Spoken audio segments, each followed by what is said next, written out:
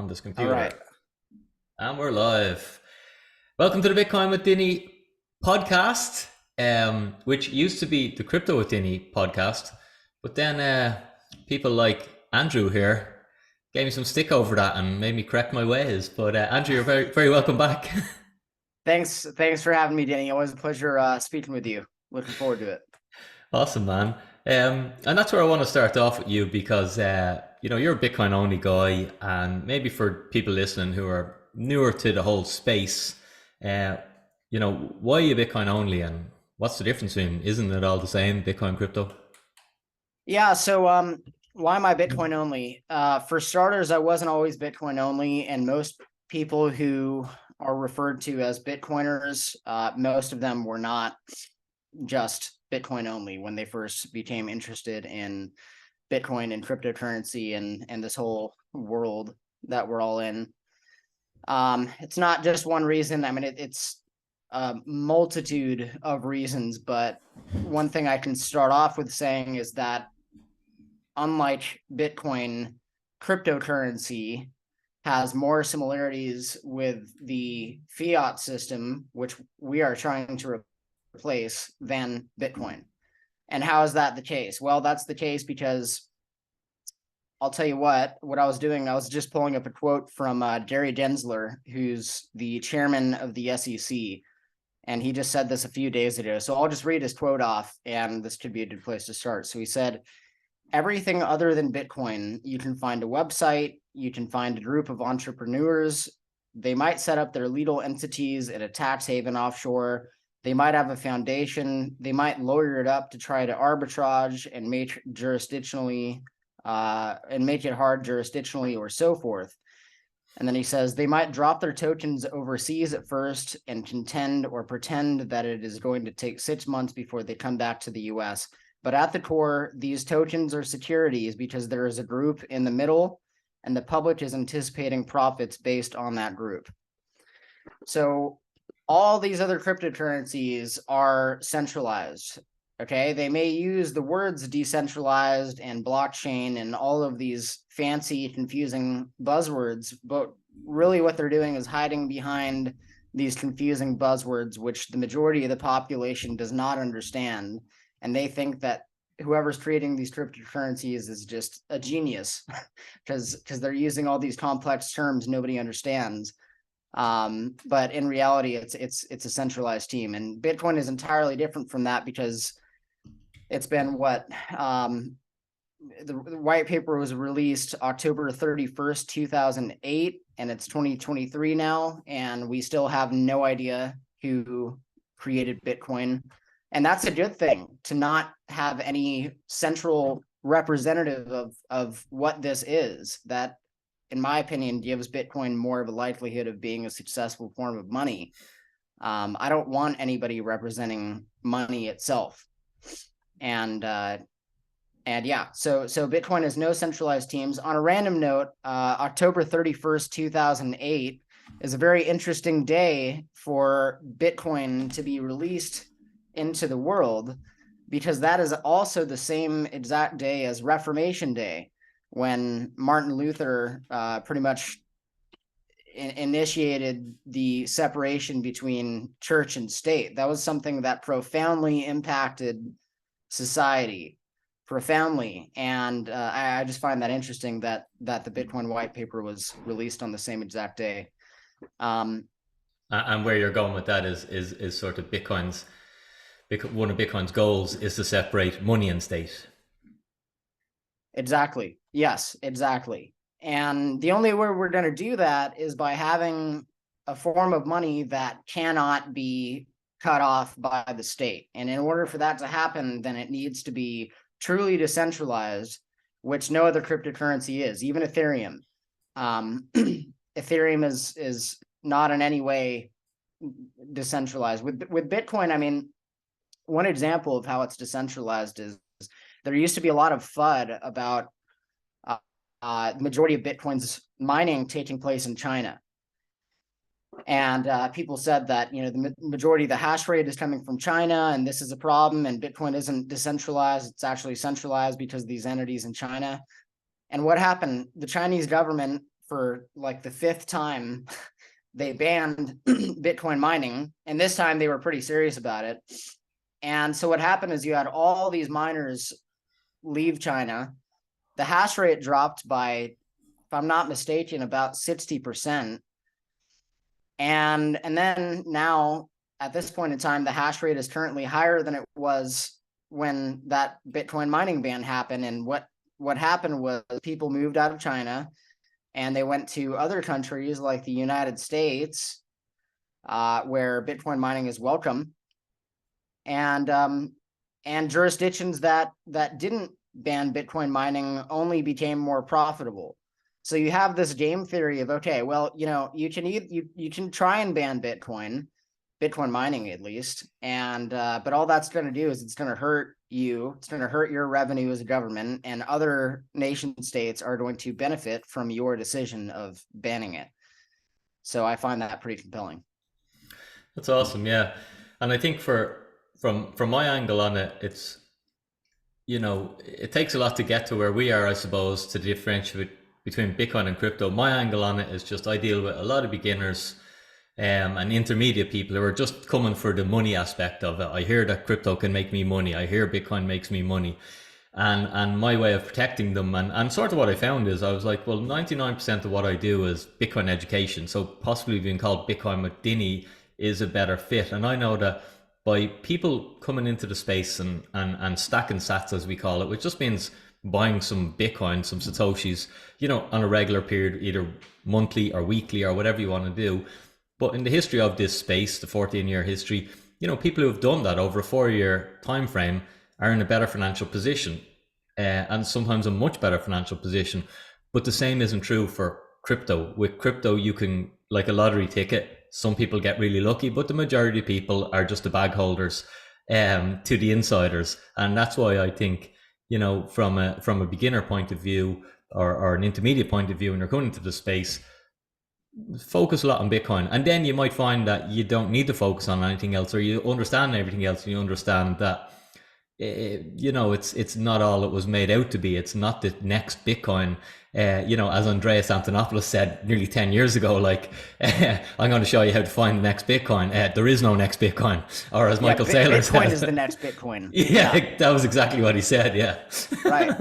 And to somebody who is who's a newcomer or like somebody skeptical of that, you should be called close-minded. You're not open-minded to these other tokens, this other technology. You're not open-minded. But the reality is we're just being very realistic. It's not being open-minded. It's just observing some things happening in the market. And Bitcoin is such a big deal, this innovation which happened. There have been many other attempts to create money of the internet before Bitcoin. There were tons of other attempts, and Bitcoin was the first one that actually worked because it solved the double spending problem. So basically, double spending being making sure that you can't send the same transaction to another person, making sure each is being accounted for. And should I share my screen here? Yeah, let me just.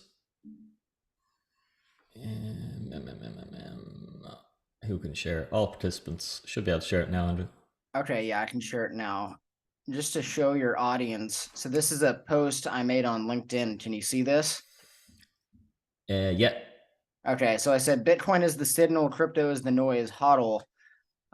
Just a graph from 2010 to 2020, so slightly outdated, but you get the point. These are a lot of noise. Yeah, it's a lot of noise. Top 2,400 coins at the time in this time period. And clearly there's a difference here. All of these other coins, they have fancy marketing schemes, and they've got like I mentioned, these complicated buzzwords, and they have small teams which try and promise this amazing future if everybody uses their coin that's worth 5 cents. But really what happens is all of these are just pump and dumps, and the founders more likely than not are going to be selling, are going to be dumping onto the people that they're getting to invest in the coin. and Bitcoin is going to continue surpassing previous highs. So I think this is a pretty good indication. And then just the other idea of, okay, well, I'm too late to Bitcoin. You hear this a lot. I'm too late to Bitcoin. People want to make money. That's understandable, especially right now at a time where everybody's getting crushed by inflation. Of course, you want to make money. But the idea of being too late to Bitcoin is just simply not true if you understand the long-term necessity of Bitcoin. So if you take all of the Bitcoin in existence and take the world population, this equates to approximately $50 US worth of Bitcoin per person. If the entire world population would be with the Bitcoin supply. So that equates to 223,000 Satoshis, which seems like quite a lot. But yeah, I mean, just this idea of people being too late to Bitcoin, it's not true at all. If anything, you're extremely early to Bitcoin. Which is $50 worth. Is that right there? Is that right what I'm saying? Yeah, that's $50 worth. Right. Okay. So pretty achievable to get your share. Very achievable to get your share. Yeah. Pretty achievable to get possibly the share of 10 humans or 100 humans by doing what we do and stacking sats. Indeed. Yeah, indeed. And that maybe that doesn't sound realistic to people, but people need to understand how quickly technology can change our world. I mean, just the idea of you and I having this conversation right now over the internet, and completely, I mean, you're in Ireland, I'm in Mexico, and the idea of people working online, being able to take a computer with them, put it in a briefcase, hop on a plane, work anywhere they want. This is completely unimaginable 20 years ago. So the internet just changes so much, and technology just changes so quickly. So yeah, to anybody that's more skeptical of this and thinks that this is ideological, I would just encourage them to consider how the world has changed so much in the last 20 years because of the internet. Yeah, and I suppose the change is going to speed up, not slow down, because from my understanding of technology and basically look like we think the world has changed in the last 10 years, but that's nothing like what's going to look like when if please God we're in the future 10 years and we're able to look back and going like, Jesus, I remember saying the world was going to change. And the previous 10 years we had iPhones and social media, but man, now what we've got self-driving cars, we've got AI after obliterating industries, and we've got robots doing God knows, like, because it layers on top of each other, so it's exponential growth. And the way I look at Bitcoin is many ways, I suppose, but it's the money of the internet as well as being sound money, isn't it? It's like a native currency of the internet, and the internet is like, it's so big in our life that the amount of time humans spend on the internet now, it's only growing. And in 10 years time, it's likely to be more time on the internet than in the real world, or what we call the real world. And then I hope not. Yeah, well, we can both argue with that, and I would say I hope not. But reality is a different thing. If I look around, you go anywhere and you see humans in the real world, most of the time, unless they're engaged in something, they're on the internet. They're in the internet. They have their phone they have a device in their hands, and their eyes are on it. They're in it. Okay, so even when they're outdoors, we're seeing that, and maybe that's just that social media and people have to be always connected, and they can't be on their own anymore. But that's just a reality. Whether we think it's good or bad, it looks like it's trending to being more online. So the use for an actual native currency of the internet, which is Bitcoin, it's just another use case for the thing. And yeah. Right, okay, so that's sort of Bitcoin and not crypto, and there's some interesting points there. I did want to ask you a little bit about ordinals, and had you looked into them? So ordinals being NFTs on Bitcoin, if you think it's a good thing or a bad thing. I don't understand the hype personally. I mean, I'm not somebody that's spent a lot of time looking into this at all, and I really don't. It's not a particular interest of mine. I don't understand how Maybe we can start talking about putting JPEGs on the Bitcoin blockchain once everybody's using Bitcoin and people aren't enslaved by fiat currency. That's kind of what I'm thinking, because I just where my mind goes is, guys, don't we have bigger priorities right now than putting stuff on even if it's on the Bitcoin blockchain, on any blockchain. I just don't get the ordinals thing, the NFT thing. I don't personally see the need for it. So yeah, for me, the most important thing is just solving the money problem, because this is such a huge issue that literally every single human being on Earth has to deal with. So sorry, not much of an elaborative answer there on that one. Yeah, no, well, look, I'm just here to learn, and I've been looking a little bit into them, and I'm the same. I'm like, is this just fiat art? Is it just like crap? And is it just broadly based on speculation and broadly based on humans are incentivized to do risky and riskier and dumber things to try and stay ahead in fiat world, and this is just an iteration of that we're chasing for for another pump and dump, another here's the next best thing. This is the new craze, and that's probably me being overly naive. Like, maybe there's other sides to consider, that it's bringing a bit of excitement to Bitcoin and stuff like that, and ultimately that might drive adoption. It's allowing the miners to earn more money, which adds to the security of the network. So maybe there's positives, maybe there's negatives. I'm not quite sure yet. I'm just on a learning phase of them. For me, I don't think I'm too interested in JPEGs either. But Yeah, I just don't get it. but yeah, we're all different. In terms of Bitcoin, so Bitcoin, I think we're probably both in agreement. It's monetizing, in that it's sucking monetary energy out of everything in our world, and it's on its way to becoming, world money, I guess, or internet money, or world money possibly is its end result. How do you think that journey is since we last spoke? Is there anything positive that's happened? Is there anything negative, like everything that happened during the crypto collapse last year? Do you think that is going to slow down Bitcoin's adoption, or impact it in regulation? I think the crypto collapses with Luna and Celsius and all of these previously hyped blockchain technology, cryptocurrency, again, buzzwords and all that. I think the collapse of those is great for Bitcoin, and it's great for Bitcoin maximalists who have been talking about how risky these things are for such a long time and being called close-minded. And now we're in a situation where everything has broken and the bull run's over, and Bitcoiners are still here, not hiding. And I think it only makes Bitcoin look more legitimate. And from a regulatory perspective, Jerry Gensler, like I mentioned, I read off his quote. He's been explicitly clear that everything other than Bitcoin in cryptocurrency is a security. And am I wanting the government to come in and just destroy all other cryptocurrencies and only save Bitcoin? No, but I think that the reality is that if you're going to have laws which require people to do certain things if they launch a security, then all of these cryptocurrencies would fall under that category. And I know you're in Europe and the US is just the US, but US law certainly influences the rest of the world's financial system as well.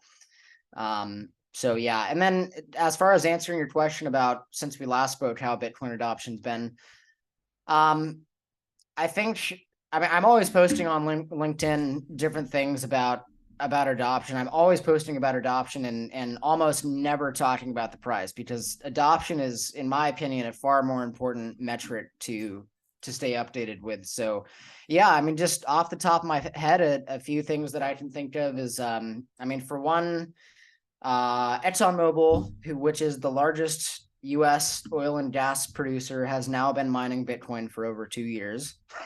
So, that alone is such a big deal, in my opinion. And most people have no idea about that. The largest oil and gas producer in the United States has been mining Bitcoin for over 2 years.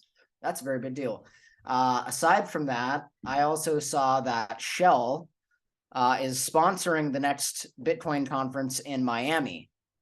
And so I find that interesting as well, right? Like Shell, the huge oil and gas company, is sponsoring a Bitcoin conference. How interesting is that? So maybe there's going to be an interesting announcement there. But this whole idea of Bitcoin mining being merged with energy markets, that only seems to be getting more solidified. And now you see these huge companies getting involved.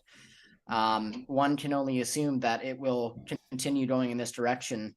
On a random note in that topic, I was also in El Salvador back in November. That was the second time I've traveled there in the last year and a half. We could talk about that too.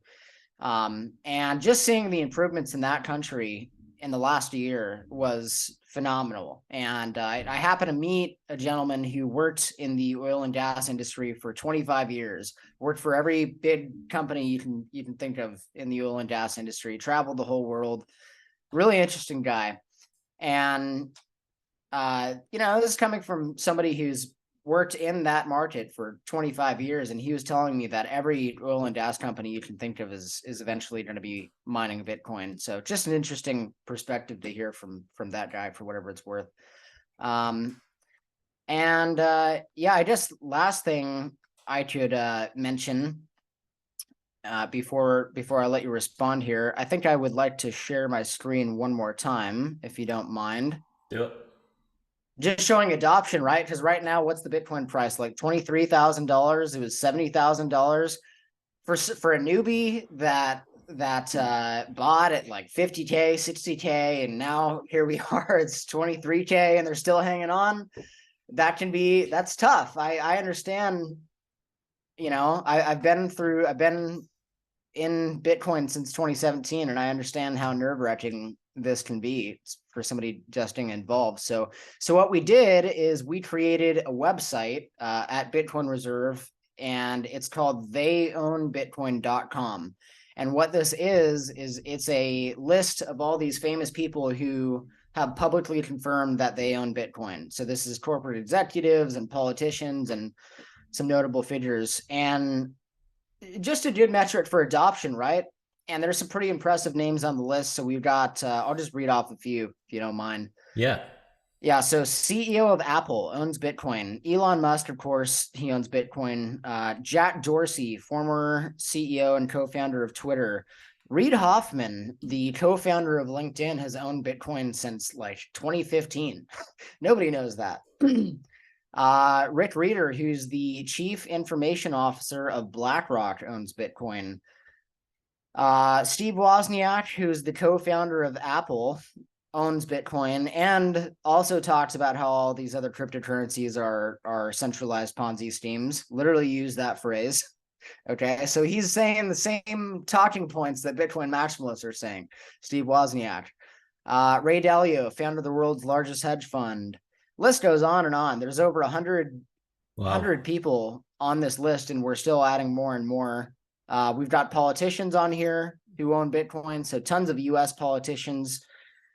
Here we go. Former EU Parliament member Godfrey Bloom, he owns Bitcoin. Anyways, so I just wanted to bring this to the attention of your listeners. I think this is a great website we made. I'm proud of it. I think it's a good metric showing adoption, and it's not always just focusing on price. So it's pretty awesome, man. They own Bitcoin.com, and that's on Bitcoin Reserve. Sweet. I'm gonna have to get into that. I seen you skimming over names as well who are like important people. That's pretty cool though. Like, and that's something that a lot of people say. And when I'm chatting to people, I'm like, yeah, I'm a bit of a lunatic. I'm out there. People call me crazy because I want to like not work and have fun instead of like just going along with the system. And I want to, listen to my body and have a different nutrition plan than the food pyramid. And so I'm a bit crazy, but like there's pretty smart people who are also fairly aligned with my views on this technology and where the world is going. People who are a hell of a lot smarter than me. And you've definitely compiled a list there of like, some super smart people there. There's some of the richest people in the world there. Yeah, indeed. I mean, that's the whole idea. Is next time you hear somebody say, "Oh, Bitcoin's a Ponzi scheme," you can pull this up and say, "Well, okay, well then These are all Why do all idiots. these, yeah, are all these people stupid? Like, what do you know that they don't know? Please tell me, you genius, you know? So, yeah, I mean, 9 times out of 10, 99% of the time when somebody's really bashing Bitcoin, they have not looked into what this thing actually is. So, Yeah, I was.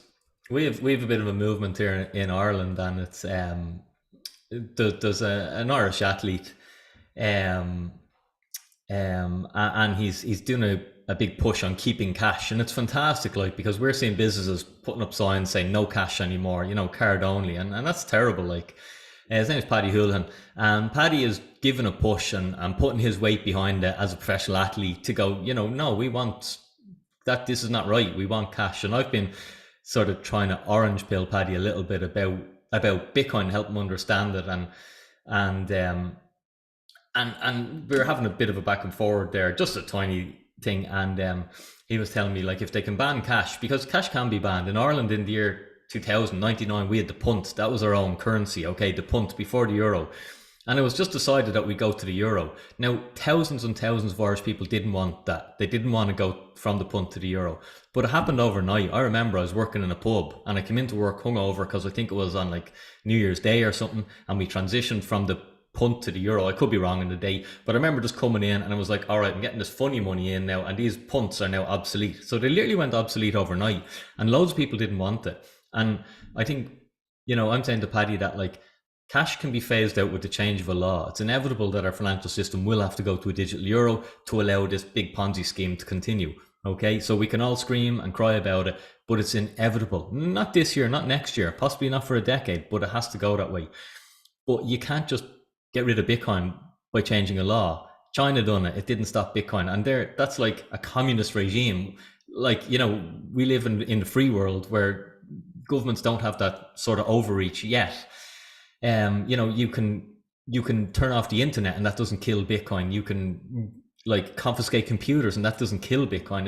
It's impossible to kill. It's not like a political currency that it's just a group of politicians can decide overnight to change the rules, and that's it. Just like, and people were saying like, oh no, we'll continue using cash if they make it illegal. I'm like, that just doesn't make sense. It's like people trying to use the punt when it was made illegal. It's like, yeah, there can be a fringe group who are bartering this thing, but it's worth zero. You may just get rid of it as quick as you can because the law said the euro is now the currency. So I really think that it's just trying to encourage people to do the work on Bitcoin, forget the price, understand the technology, understand how difficult it is to kill this thing, and don't be ignorant. A lot of the ignorance I see is people like, I can't hold it in my hand, so therefore it doesn't exist. And that's just like 19th century thinking. Like it's yeah, not even totally. 20th century. And Yeah. you will be steamrolled, and so will your family if you adopt that and you're like, I need to hold my euros in my hand, because you'll be able to hold your euros in your hand until a politician decides you shouldn't be allowed to hold your euros in a hand. You can have to hold them on your device. And Bitcoin really is, I believe it's literally protection. It's insurance on your future. There's so much upside to understanding Bitcoin, and as you said, forget the price, understand the technology, understand the adoption, and that's going to tell you where the price is going because it's a fixed supply asset. But if you understand the technology, that's going to dispel all the negatives that you think it has. Because we can all just think stuff, but we have to use facts to base our decisions, not just well, I just don't like it because I don't understand it, so I'm just going to assume this and I'm going to assume that. Like, and I was as guilty as anyone on that, like, and ignorant to it, and that's why I wasn't buying Bitcoin at a euro a coin, or a dollar a coin, or a tenner a coin, or 100 quid a coin, or even 1,000 quid a coin, because I was so bloody ignorant, and I paid for my ignorance. Well, this is the great thing though, is Bitcoin kills the ego. I mean, it's because we were all wrong about it at some point. I mean, unless like the very first time you heard about Bitcoin, you immediately bought it, which is not the case for the majority of people. That's a great thing about Bitcoin, is it kind of humbles people a lot and makes you step back and say, well, maybe this is different. Maybe I should read some books about it. Maybe there's something here that I could learn about. And yeah, that's what we've all done. Yeah, you have a lot of really good points there. Bitcoin is What's up? No, I was just going to say Oh, I think we got cut off. Okay, I think we're good. I was just going to say it just takes time. Like it's very difficult just to be exposed to it once. Like I was exposed to Bitcoin for years before I'd done the work on it because it's not something you can easily understand. You do have to give it a lot of time to understand it. But the people who fight for cash, it's like we're on the same side. It's just Yeah. it's just our solution is slightly different. I want to fight for cash. I use cash all the time. I hand Yeah. businesses cash and they look at me like I was in a coffee shop the other day and your man had just put it so I could tap and I'm standing there at the money and he just abandons me and then he comes back 5 minutes later going, your coffee's ready. Oh, you didn't pay. And it's like holding a fiver in my hand and he's just like, because no one uses cash, he's like, oh, you want to use that? I'm like, damn it, man, you should be encourage people to use this. It's use it or lose it.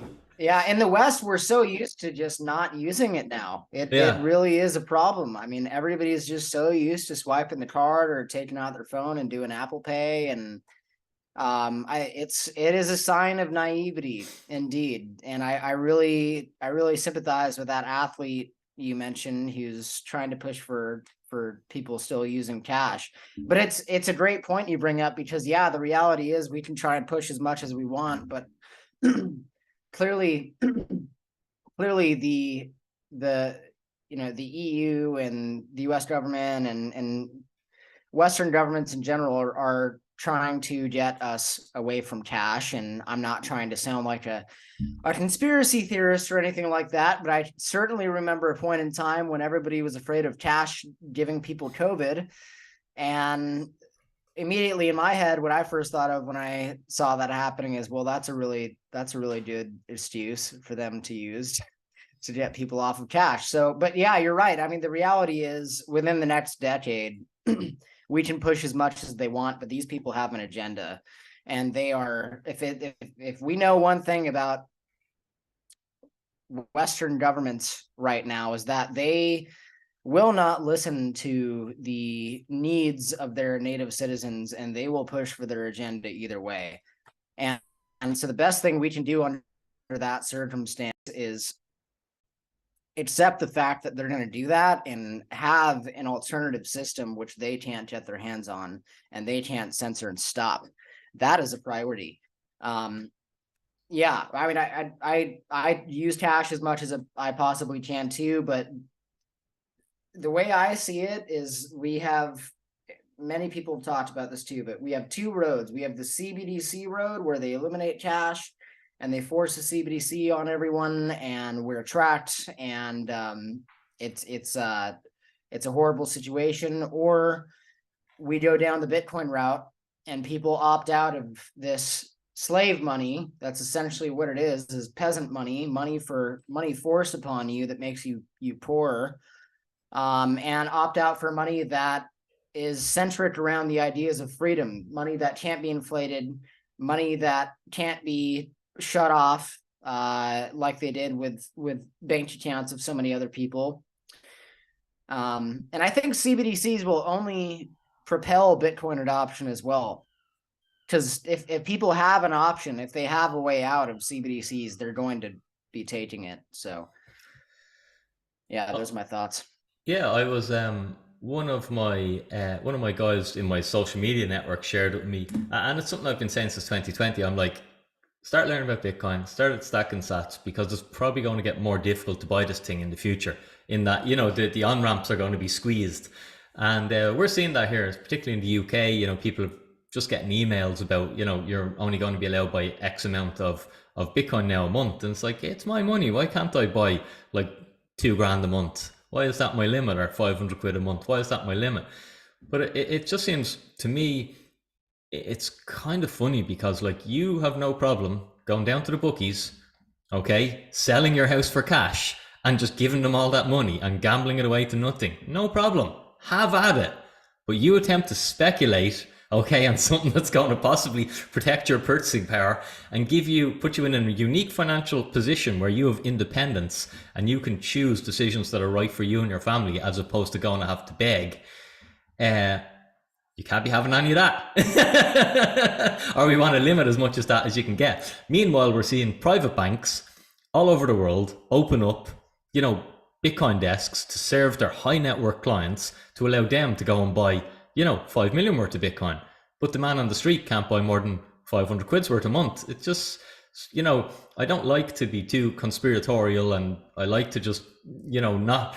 But like sometimes you just to be scratch your head and going like, what's really going on here? Like how is this No. protecting the normal person? You really have to sort of challenge and not go too crazy. I always like to sit a little bit neutral and be open minded and see the best in most situations I can. But sometimes I do scratch my head and go like, what's going on? Yeah, rules for thee, not for me. Yeah. Indeed.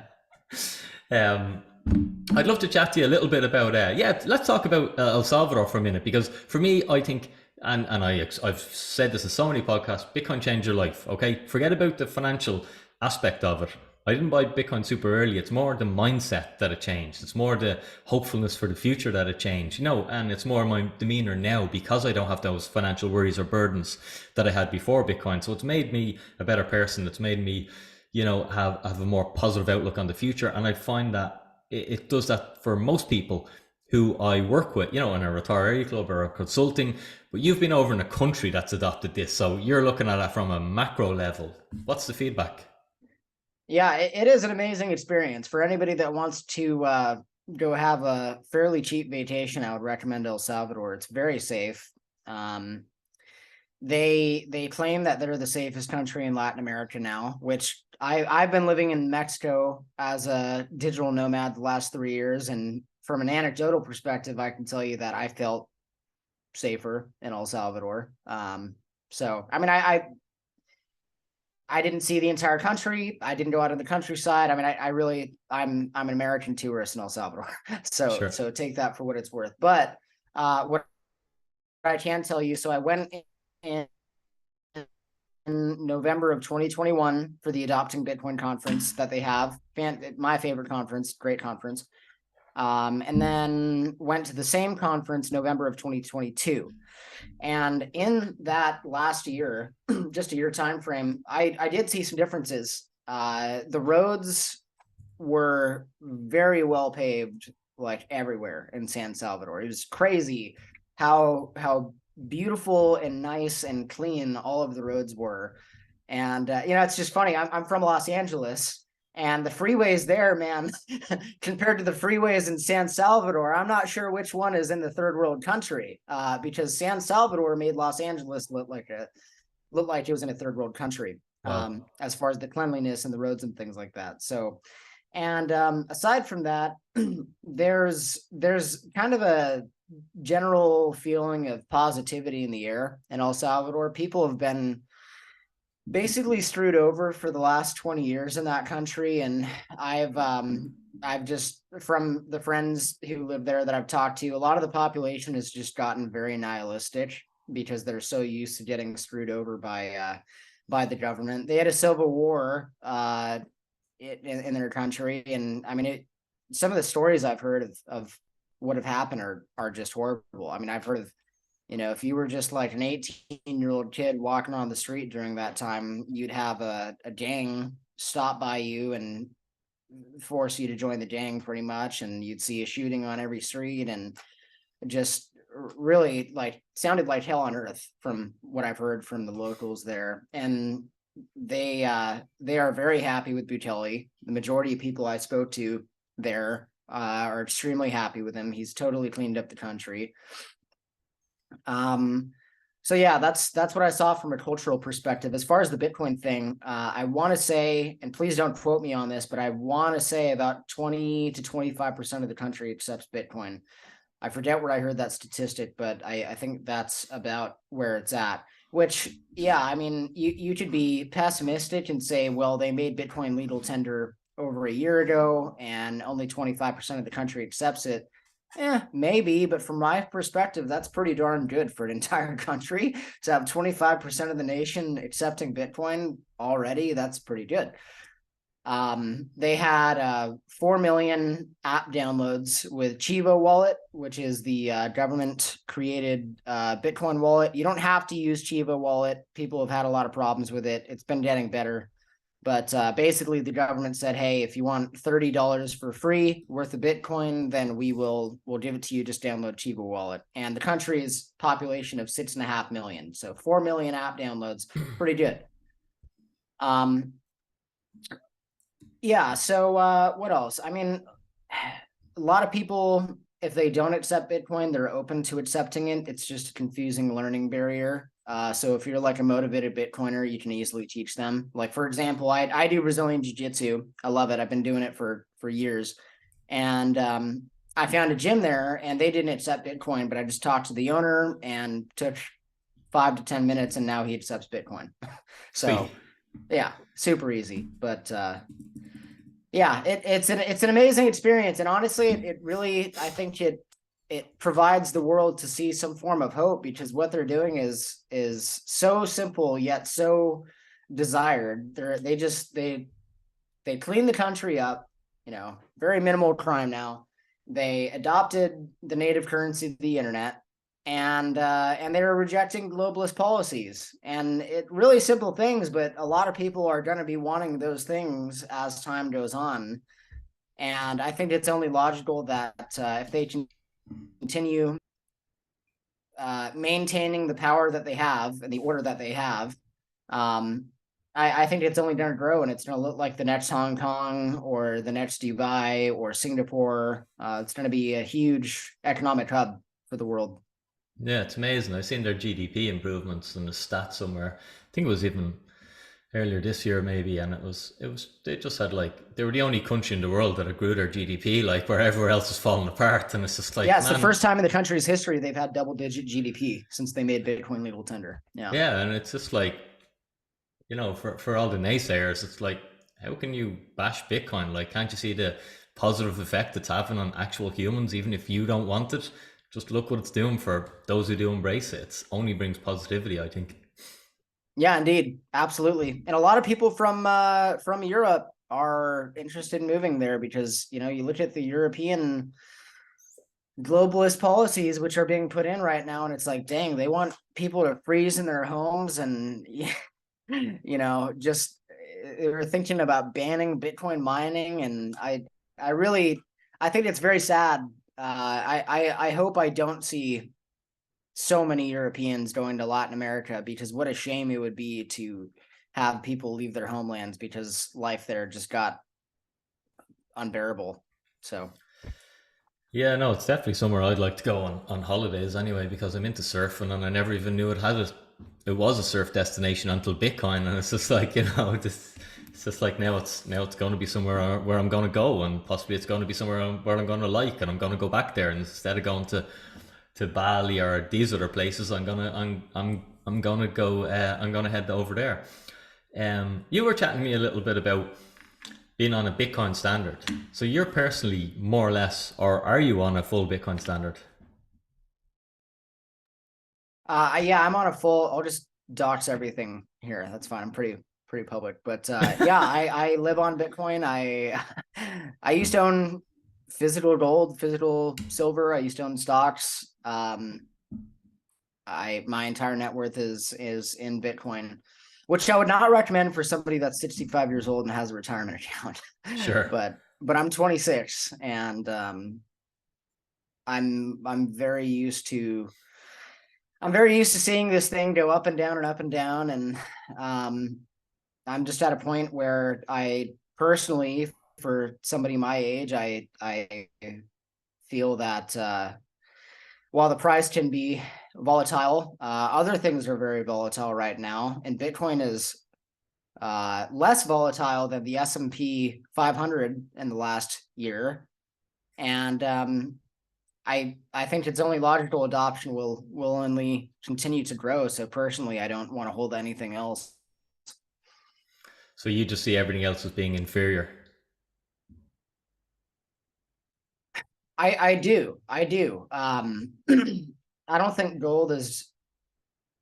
It's historically been seen as an inflation hedge, and I think it still can be an inflation hedge. I'm not saying that it won't be, and I can understand why somebody would hold gold, but for someone in my position, I don't want to say anything too specific, but I have traveled across borders, national borders, with physical gold, and that's not a fun experience. And I believe that with the internet and with Bitcoin being the native currency of the internet, the use case for that is far greater than for gold in terms of transportability. Just try and take gold with you next time you move somewhere, and it's kind of nerve-wracking. And with Bitcoin, that's not a problem. And I would like to own that eventually. I just don't want to put money in, especially in the United States where I'm from. Equities and real estate have been largely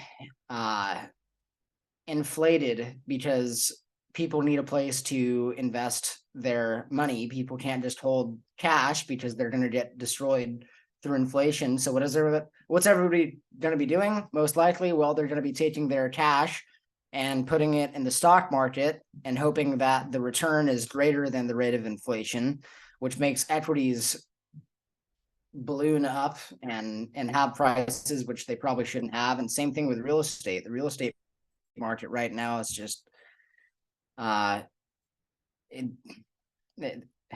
for example, where I'm from in California, the average cost of a home is about $1 million. Wow. It's just totally insane.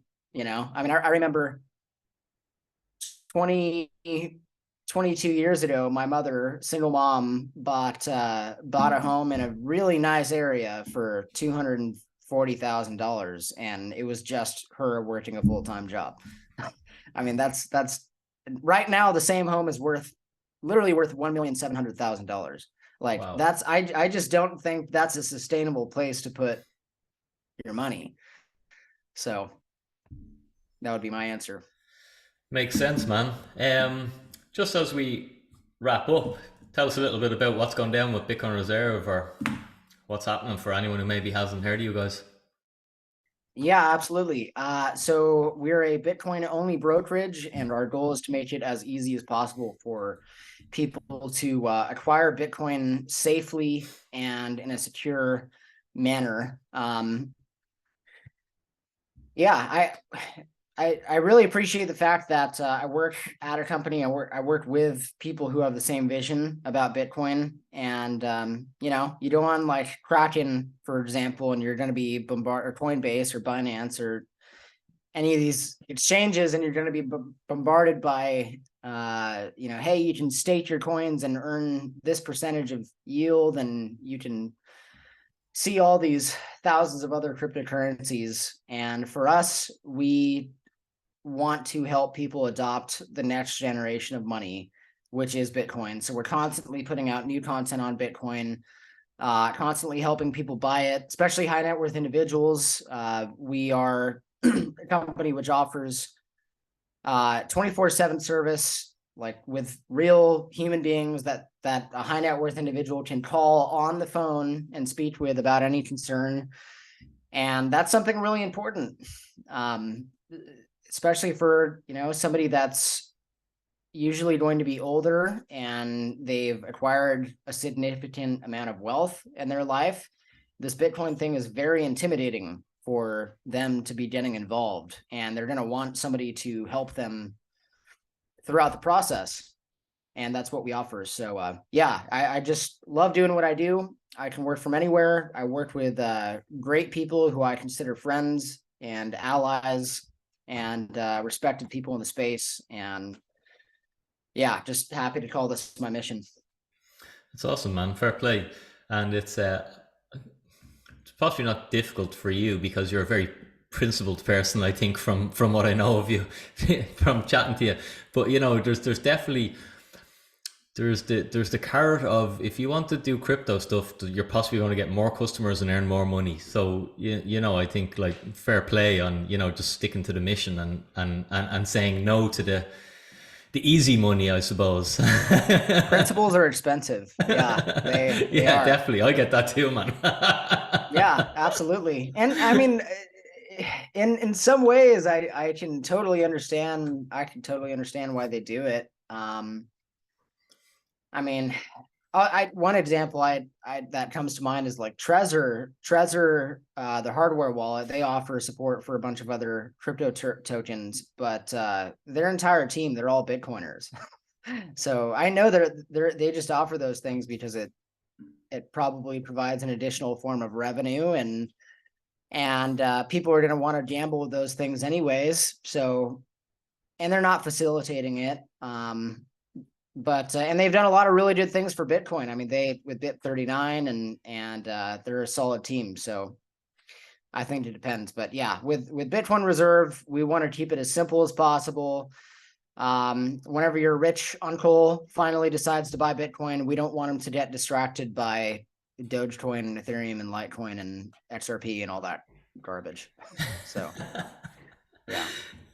That's awesome, man. It's been great to catch up, Andrew. Thanks for coming on, sharing your thoughts. As always, it's a pleasure chatting to you, and wishing you guys much success at Bitcoin Reserve, and hopefully we'll catch up again soon to find out more news. Yeah, 100%, Dinny. Always a pleasure speaking to you, and yeah, appreciate you having me on. 100%, man. Thank you. Cool. Cheers.